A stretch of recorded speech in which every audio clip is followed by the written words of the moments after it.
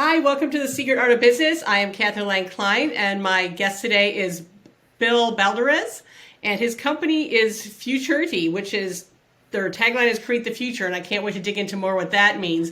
But I asked you on today because I was looking at a little bit of your background, and I saw that you have this amazing data company. Essentially, you work a lot with data. You have helped tons of people with data.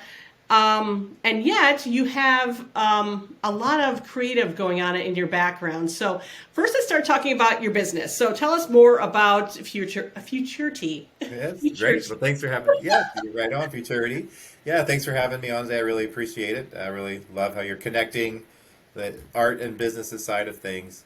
But at Futurity, our goal is to help people drive actionable insights from their data. We live in 2023, and everyone talks about data being the new oil, and every day, every single one of us produces a massive amount of data, and you look around, you think about all the data being produced with everything we purchase, everything we browse, every app we download.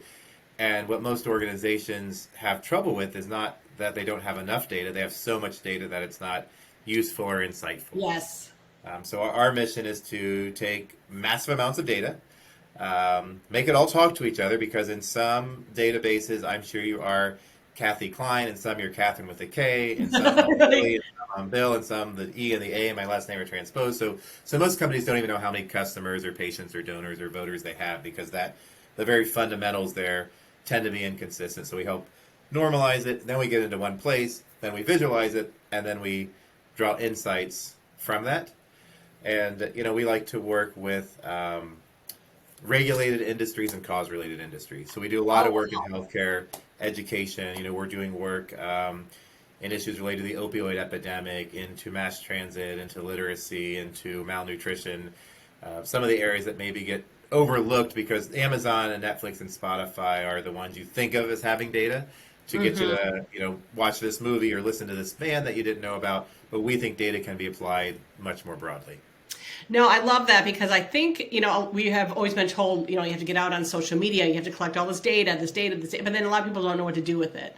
So essentially, Exactly. you're the guy that people need to contact in order to say, I got all this stuff. What's it telling me? Exactly. And that, we work with a single location startup that has a few thousand customers, and we work with two Fortune 500 global brands that have literally terabytes and terabytes. They're producing terabytes of data, Right. constantly, as well as backlog of data. So, this is something that can impact any organization. I really, really love that because I do think it is really important and it is a great way to understand your customer and what else are we doing this for? Really. All right. So now you did not start. You did not land on this planet and start doing data. You started something much, much younger, like when you're a kid, that you were really, really interested in. I'm curious as to what that would be.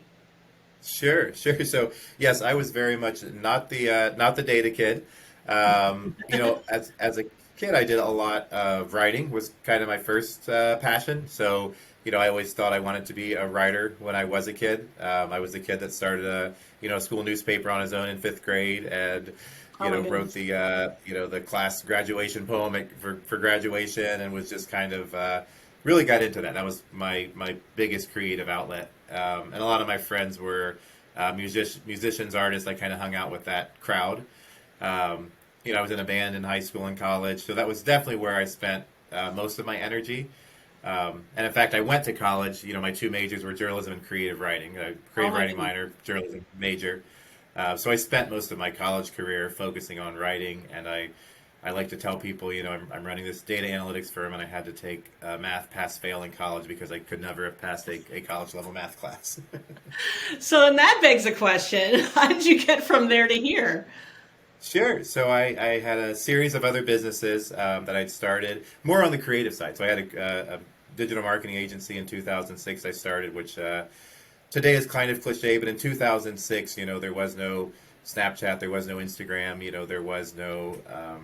there were still some early days, search engines and MySpace and Craigslist and stuff that we don't think of today in the digital world. But so it was in that industry very early, grew that business pretty rapidly. Exited that business, sold that business, started another business with the company that acquired us. That was healthcare specific in this case. doing more consulting as healthcare was going through a lot of transitions at that time. Sold my equity in that, and then was kind of looking what I wanted to do next. And you mentioned futurity in our name and our tagline, and I truly I knew I wanted to start another business. So I found futurity was available as a domain name and a trademark name, Which and is I pretty rented cool. an office and I made up a tagline that was very general. I've always liked the advice, if you want to, it's better to create the best way to predict the future is to create it. So that was kind of um, my more personal mantra, and I said, okay, I'm going to create my next business, my next future. What's it going to be? And I met with a lot of my old clients from other businesses, and I said, what's the one thing keeping you up at night? What does your business not have a good partner for? And almost every single one of them said, we've got people helping us collect data, no one's helping us how to use it. And I said, I'm going to start a business that does that. I have none of the skills to do those things. So fortunately, we live a stone's throw from one of the best universities in the country with fabulous, math and statistics and data programs. So I started recruiting great talent and built the company around that need. That is great. So, how many employees do you have now? We have 20 employees today. Very nice, very nice. And do you ever get to utilize those writing skills in your day to day right now? Absolutely. So I'm much more on the front end of the business. So I still do a lot of our new business development, a lot of our pitches, working with some of our strategic accounts. And those skills involved are, here's a bunch of data the client gives us. We manage it. We build models around it. We can predict how customers or patients or donors are going to react. And then we need to communicate that back to a customer. And our clients are usually people like me. So they have when we're accountable to a CEO or a CMO or a CIO, they're not necessarily going to be the ones that understand the nuts and bolts deep of jargon, of the data, of the models. And so me, along with the rest of our account team, it's our job to take, these very technical, sophisticated mathematical models and use it to say, you need to target more working mothers in their 40s with 3 young children who are interested in health and fitness. Right, And on the data side, it's a bunch of zeros and ones and graphs, but you need someone who has that writing and those communication skills to turn into something that the client can use. Cool. I find that so incredibly useful. And I am going to include your website when I do post this. So if anybody wants to Great. get a hold of you, they can do that. All right. So downtime. Do you get to tap into that creative side still of any kind? And it doesn't have to be the writing again. It can be really, really anything, because it feels like you've kind of exercised, your full brain this whole time. So what do you do to kind of maintain that exercise? Sure. I'm always looking for new hobbies and interests. I probably drive the people here a little crazy because COVID, my new hobby has been magic and mentalism. So Oh quite my literally God. every Friday, I even have there's a famous scene in The Office where Oscar is looking at Michael Scott's finances and he says, there's this big bucket of your finances. You're buying stuff no one should ever buy, and it's mainly professional bass fishing equipment and magic sets. And those are the 2 things I spend my money on. So I love that quote because you can see by the rod behind me, if I'm not standing in the middle of a river fishing, I'm probably somewhere working on a magic or mentalism routine. So every Friday the team meets. We have lunch here. We're bringing pizza and wings. And I always start it by doing a new trick. But what that forces me to do is it forces me to learn a new trick every week.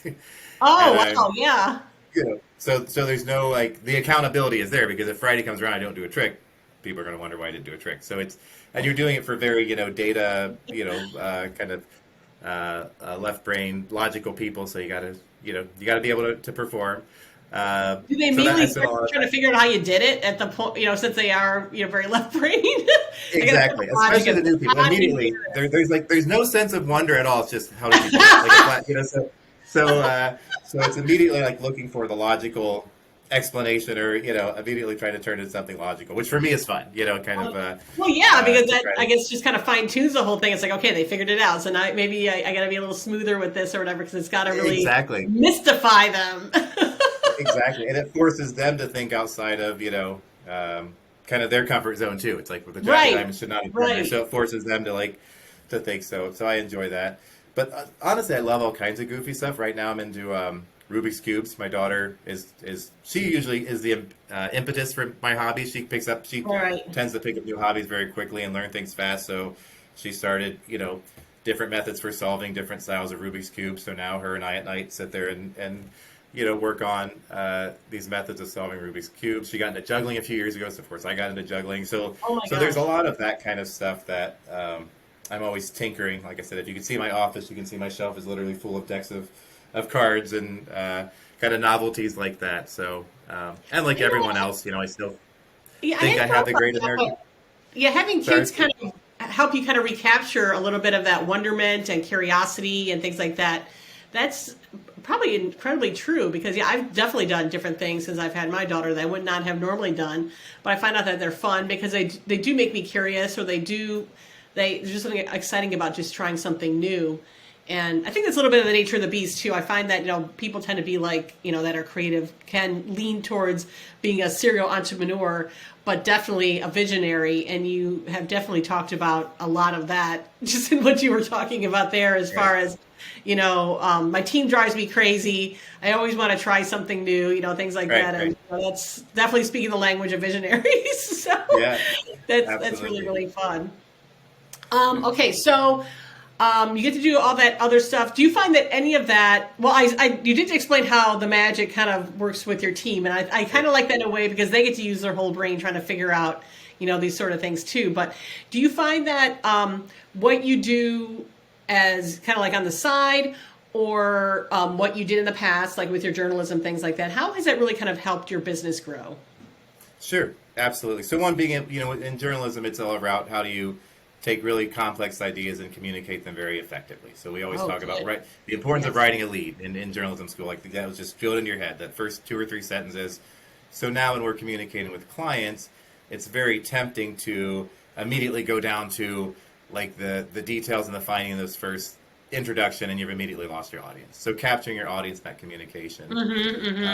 I tend to do a lot of public speaking, probably not as much as I once did, but still, a fair amount. And being able, again, to communicate, you've got 50 minutes to communicate to a bunch of people that are in maybe a hotel room that's too hot or too warm, and they're waiting on lunch, and they're thinking about work, and they're checking their emails, and they just, had a fight with their kid. And so being able to get in front of a room of, 50 or 100 people and being able to communicate ideas succinctly and effectively and capture your audience and bring them in. I think that kind of combines a little bit of both the journalism and creative writing side, but also like the mentalism and entertainment side, because you've got to, have some kind of way to work with them to pull them into the conversation. Uh-huh. And then we Think actually about developed. just a random magic trick during a presentation would Yeah, be I a could do that too. blast. There's a lot of things in like magic and mentalism about repetition. If you want someone to pick the 8 of diamonds, like repetition you're doing during it to kind of get them thinking about those cards. But it also works really well when you're presenting to clients. So you're presenting like you want to them to get to this conclusion. So you're weaving these that in throughout the presentation. And then we do a training here every other week with our account team. If you're familiar with the game One Night Werewolf or games like that, where you pick characters and you play characters, we do something really similar called One Night Account Manager, where we, you kind of reach into a hat and you say, okay, your account is a VP of marketing at a tech startup, and they want to talk to you about integrating their data. And then there's a twist that the account manager doesn't know about. So it could be that their kid has COVID, or the Zoom keeps crashing, or their CEO just got fired, and it's all based on stuff that really happens. So every time something happens here, we make new cards, and it's how we train new folks, but it's also how we keep the veterans sharp. And so we use this, and my goal is when they talk to an account, they should never hear a situation they haven't already rehearsed with us around our conference room table. Yeah, So we just drill these scenarios, and so that way when the senior VP of a healthcare startup says our CEO just got fired today, they've already had that conversation, and they can steer that. They can already navigate that conversation. I really like that. That is super fun. It reminds me a little bit of that game Oregon Trail. Yes. I know a lot of people played that when they were younger. I think it was actually a little after my time. But yeah, you're basically in the scenario, then suddenly somebody gets typhoid Cholera or something. Yeah, You ran exactly. out of food. Now what? Yeah. That's really, really fun, and that sort of thing can be super addicting too. Which, as a team, that could be really, really fun. That's all I can Right. think of. That's Yeah, it's really a great neat. capability. Okay, so with your company again, I just to kind of wrap this up. What would you like them to know mostly about what would be like your why or your pitch, or why would people what's your big kind of come use us because this is important. A little bit of your Sure. storytelling here. Sure, absolutely. So we sincerely believe that data can solve the world's biggest problems. We think that there are, you have Amazon using data to sell you more shoes, and you have Spotify using your data to predict what concert you want to go to. But we think data can also be used to improve availability of mass transit. We think data can be used to reduce opioid addiction. We think data can be used to reduce infant mortality. These are all real projects we've worked on. We think data Wow. can be used to Wow. increase literacy among adults. We think data can fight malnutrition. It's all out there. We're producing the data. We're seeing these trends. We Hmm. can understand when these 7 things happen, a person is more likely to get addicted to opioids. How do we break the chain at the 4th thing so that that doesn't happen? These are the things that lead to infant mortality. How do we identify that pattern and intervene at the point and save this baby's life? So there are, our fundamental belief, and if you're a for-profit business and you want us to help you sell more lawn chairs, we'll do that. But I would say probably 80% of our business right now is somehow related to, health, wellness, environmental issues, social impact issues, and we think we can make a difference using data. I love that because it's got to be far more rewarding too, and I love that you have kind of stair stepped up to this. While it's not journalism and writing and things like that, you have definitely created a purposeful business that can be kind of game changers for people. And I think right now still, because it's still very much in its infancy, data is the key to so much that people are really kind of unaware of. You're kind of creating your own magic when you think about it that way. You get all this stuff, and then There we go. I like it. by saying, "Look at what you have!" I like it a Ta-da! lot. Awesome. Beautiful. Awesome. That's awesome. Thank you again so much for your time. I really appreciate it. And again, I'm going to have your information in the text here, and then when I post this, so people will be able to find you. But like I said, I mean, I guess really no pun intended. You are kind of creating magic with information that people have and helping them direct their careers and their jobs and their companies, and making everything more effective by just with the information they have. So that is super, super exciting. So Awesome. thank Well, you thank so you for your much. time. I greatly appreciate this. It was great chatting with you. Great. Thanks for having me on. I appreciate the opportunity.